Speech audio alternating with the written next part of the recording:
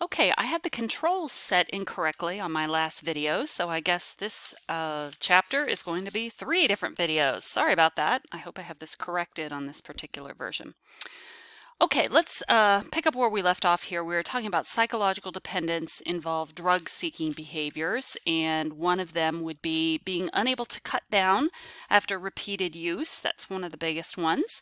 Another one would be just what are you going through to get the drug? The amount of time, the effort, the money that you're spending on the drug. Are you calling in sick to work? Are you seeing multiple doctors to get different prescriptions? Are you stealing money? Do you go in sick to work because you're hungover? And then, do I have this one? No, I don't have this one on here, but it's the continued use of the drug despite recognition that it's causing a problem for you. That's a psychological dependence. So if it's causing problems in your family or on your job or with money, if you develop an ulcer and liver problems and you're still drinking, or if you develop emphysema and you're still smoking, then that's psychological dependence. Now, how do we diagnose substance abuse disorders? Let's talk for a minute about some of the diagnostic issues that we have here. The DSM has revised the diagnostic codes and issues from the last DSM to the current DSM, which came out in 2013. So now the DSM doesn't talk about substance dependence, substance abuse. It basically has this blanket substance use disorder diagnosis. So we don't technically use the diagnoses of dependence and abuse. Now, in everyday practice, clinical practice, we do still use that. But in terms of giving a diagnosis according to the DSM, we just diagnose substance use disorder. And there are varying degrees of that because, of course, we would all agree that a person who drinks a little more than they should is very different than someone who is blackout with alcoholism. So we'll talk about that. The substance use disorder focuses mostly on the psychological aspects, the drug seeking that we just talked about.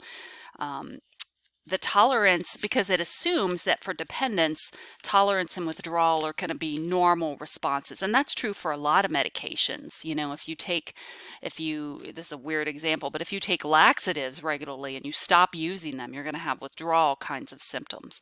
So it mostly focuses on those psychological, the drug seeking, the loss of control kind of behavior, the craving, and then the interference with functioning.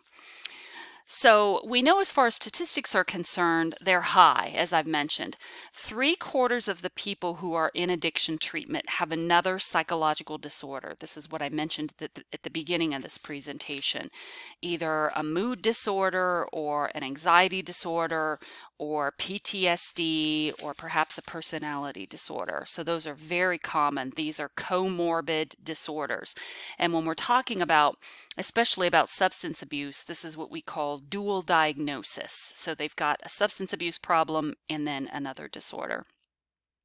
This is an interesting chart here. It talks about drugs that are easy to get hooked on and hard to get hooked off on this scale. Now, this is from quite a few years ago, as you can see, 1990, and I wasn't able to find a more recent version of this, but it talks about how down at the bottom, look, you've got the hallucinogens, the LSD, the ecstasy. Those are harder in terms of physical dependence, but you look at the top, of course, you know, nicotine, methamphetamines, crack, the crystal meth. We've got anti-anxiety medications up here. We've got heroin. So these are all of those are pretty high in terms of psychological dependence and very easy to get dependent on and then hard to get off of. So what we're going to do next is start looking at some of the categories of drugs. There's no way that this can be comprehensive because there's just too much to talk about, but I want to spend the time talking about the most commonly abused drugs, and that is alcohol. Then we will move on in the next video to opioids, and we'll talk about stimulants as well. But we'll start off with depressants, and of course the most commonly used and abused depressant is alcohol. The statistics estimate that about 1 in 7 people meet the criteria for alcohol abuse. This is an estimate. 1 in 7 people don't come to therapy for sure. But when you look at the patterns of use and abuse that people have, upwards of 1 in 7 could be diagnosed with this.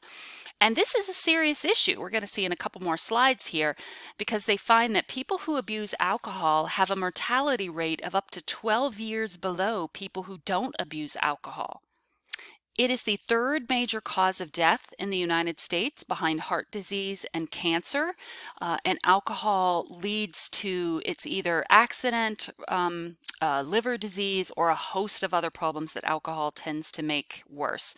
Young single males seem to be the most likely to be heavy drinkers, particularly between the ages of 18 and 29. And it's especially a problem for college students for binge drinking. So they find that the rate has declined just a tiny bit over recent years because of awareness of health risks and the increase in the population over 60 who tends to drink somewhat less, but it's still pretty high. Now, in terms of the effects that it has, initially alcohol is a stimulant. It's a depressant, though. It's initially a stimulant because, as many people know, it makes you feel good. It gives you a little buzz. It makes you feel like life is good. But then eventually it starts to depress the central nervous system. They're trying to really understand why that seems to happen, but it depresses the inhibitory centers of the brain, which is why you tend to do the things that you wouldn't normally do when you're intoxicated. Then it starts to depress other areas of the brain that are involved in motor coordination, reaction time, judgment, senses, and that's how it leads to many of the problems that it seems to. Now, so the DSM-5, the category we use is substance use disorder, and alcohol use disorder is the specific diagnosis that we would use this. And we rank that then, we give a diagnosis of alcohol use disorder as either mild, moderate, or severe. And this is kind of interesting how we do this. So on the next couple of slides, I'm going to give you some examples of how that rating system works. You're not going to memorize this. These are all the DSM diagnosis criteria. Here's what I want you to understand about this. The more of the symptoms you have from this list, the more severe the disorder is. So if you look at the very bottom of the slide, it says if you have at least 2 symptoms in the past, you need to have at least 2 of the symptoms in the past 1 year to diagnose alcohol use disorder. If you have 2 to 3, that's considered mild use. Moderate substance abuse disorder is if you have 4 to 5, and if you have over 6, that's considered severe substance use disorder. So if you look at it, number 1, you're taking in more and more. Number 4 refers to cravings. Number 6 refers to that maladjustment if it's starting to interfere in your life. Number 8 is when it's starting to cause some danger. Number 9 is when you're using even though you have a persistent problem. Tolerance. So the more of those criteria you have, the more severe the disorder is. And one of the things that clinicians can do is use this chart. This is something you can self-administer to clients, and in some locations this is done, or you can just ask questions. But it basically asks about the questions, asks about the questions, the criteria here. So in the past year, have you, number 1, had times where you drank more than you intended? Or number 4, wanted to drink so badly you couldn't think of anything else? Number 6, continued to drink even though it was causing trouble with your family or friends.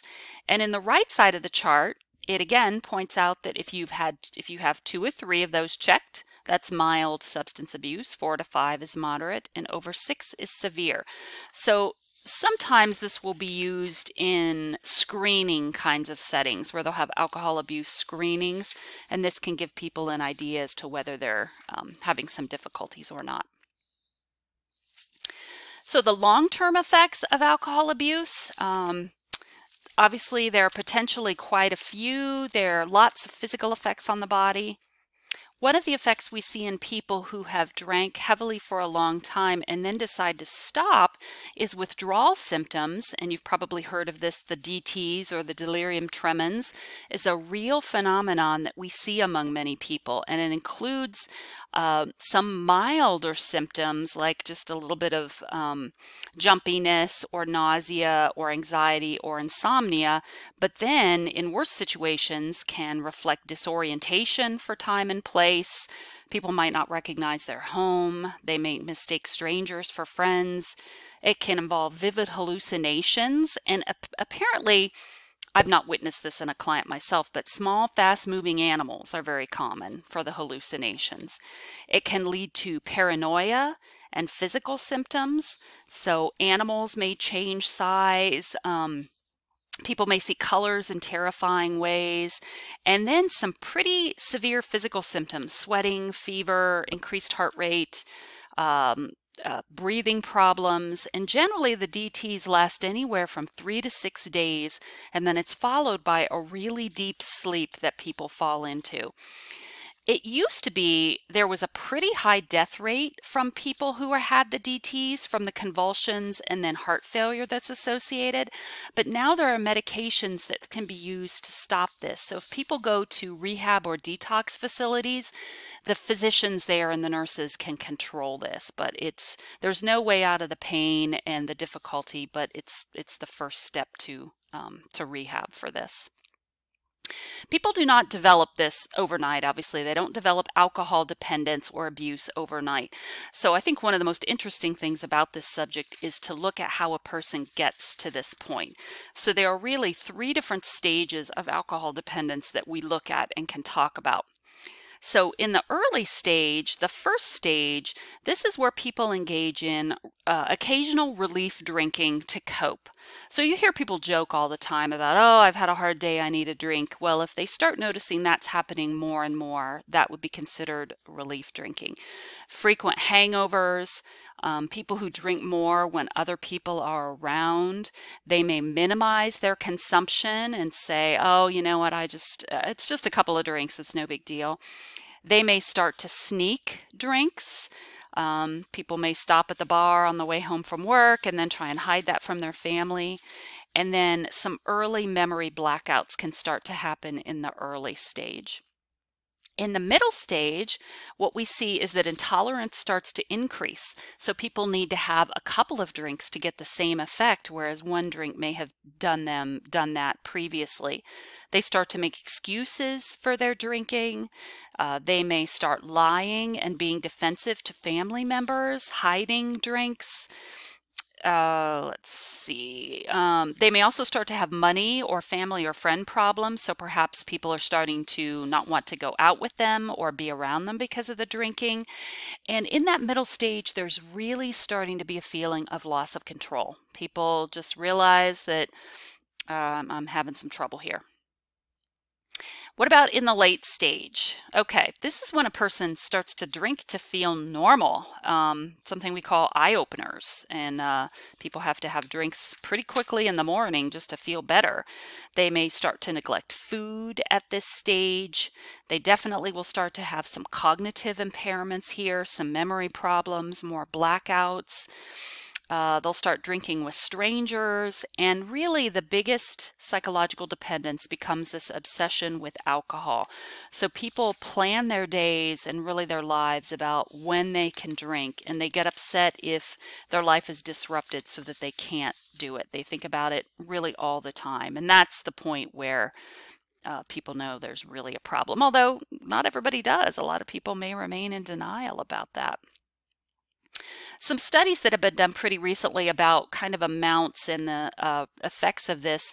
The Journal of the American Medical Association Psychiatry edition just a couple of years ago did a study on high-risk drinking, and they found, interestingly enough, that hold on a second, let me check the date on this. Okay, they found it in a 2-year time period, the percentage of adults who reported high-risk drinking went from 9.7% of the adults they studied to 12%. So when asked in large-scale studies about people's drinking habits, and they asked it about on a weekly basis. So how many drinks are you having per week? They found that that number has actually increased. This chart is really interesting because it looks at what is not problem drinking, when you start to have a problem. So here they recommend that in order to reduce long-term health risks, women have no more than 2 drinks I think that's a day.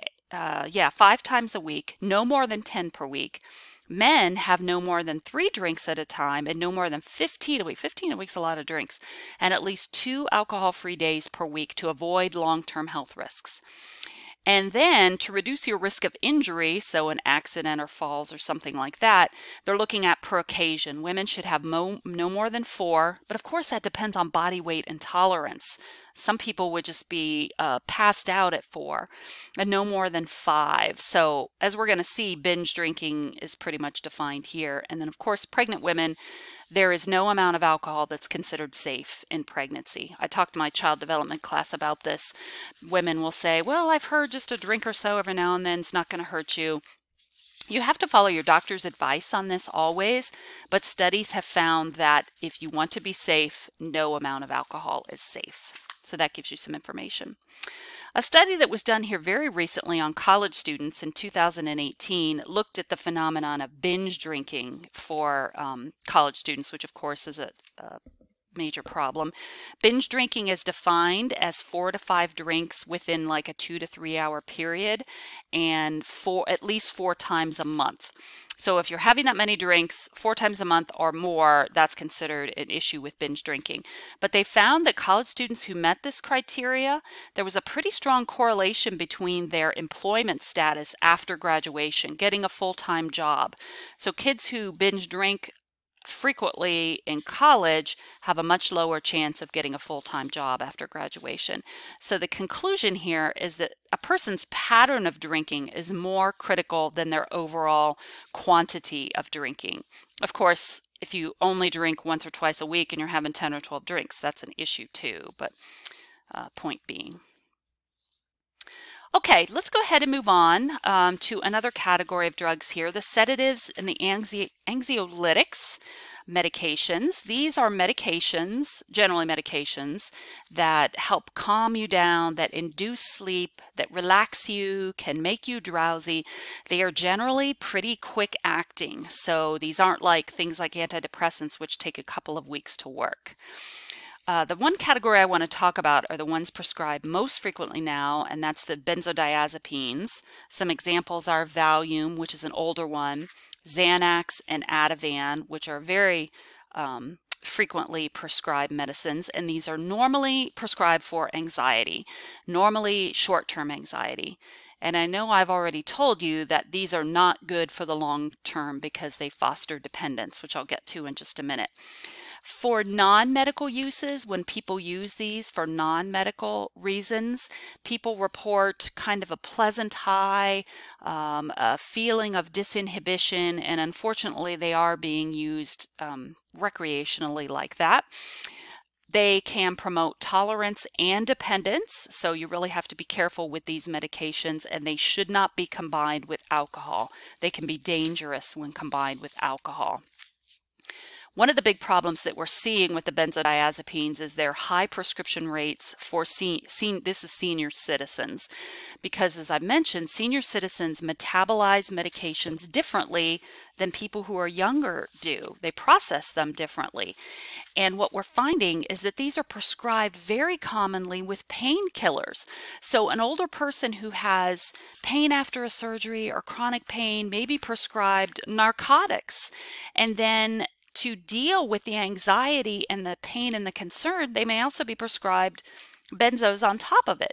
So a person could be taking Xanax and Vicodin, which greatly increases their risk of falls, their judgment problems, memory problems, and they're really finding that there is this hidden population of people, especially seniors, who are having overdoses and addiction problems at the same time.